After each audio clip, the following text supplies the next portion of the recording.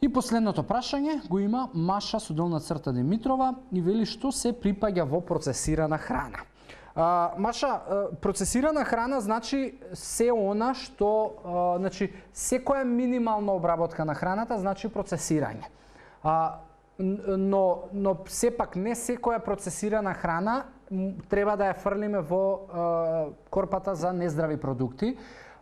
Има една студија научна во Франција која што е правена и тоа со 44.000 луѓе вклучени, траела од 2009 до 2017 и баш е поврзана на оваа тема. И што се случува? Прво се формира една класификација на храната според нивото на процесирање и се вика нова. Можеш да одиш на Google и да провериш нова Food Classification и ќе најдеш 4 групирања на продуктите според тоа колку се процесирани.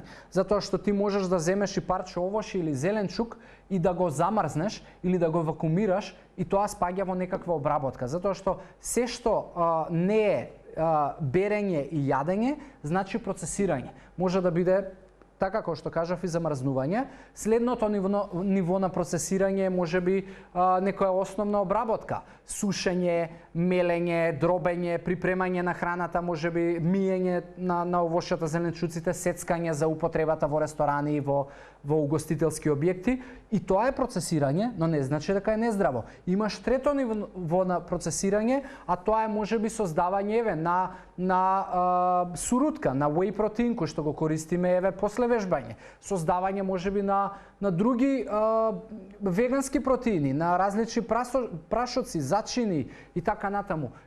Повторно, не значи дека сите од овие се нездрави, но има една четврта група во која што значи дека сите се нездрави, а тоа е веќе кога сериозно се процесира храната, односно веќе се додаваат најразлични конзерванси, нитрати, нитрити, бои, ароми и така натаму, е веќе тука научнава студија во Франција која што ја спомнав пред малку, утврдила дека доколку и за 10% ги зголемиш внесот на таквите продукти во твојата калориска вредност, значи ако во твое треба да хипотетички да консумираш 1000 калории дневно, доколку 100 калории од тие 1000 калории доаѓаат од таква процесирана храна, за 14% си го кратиш животот или зголемуваш шансите за морталитет.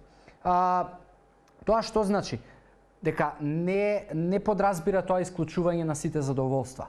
Јас не би се нафатил да практикувам некаков начин на исхрана ако треба доживотно да се откажам од пици, од благо, од работи кои што ги сакаме, да не се лажеме.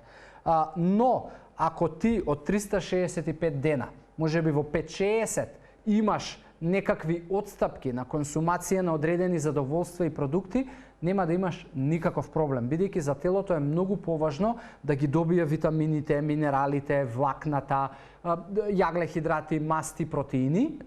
И во такви случаи многу подобро ќе ракува со овие процесирани продукти кои што му ги внесуваме.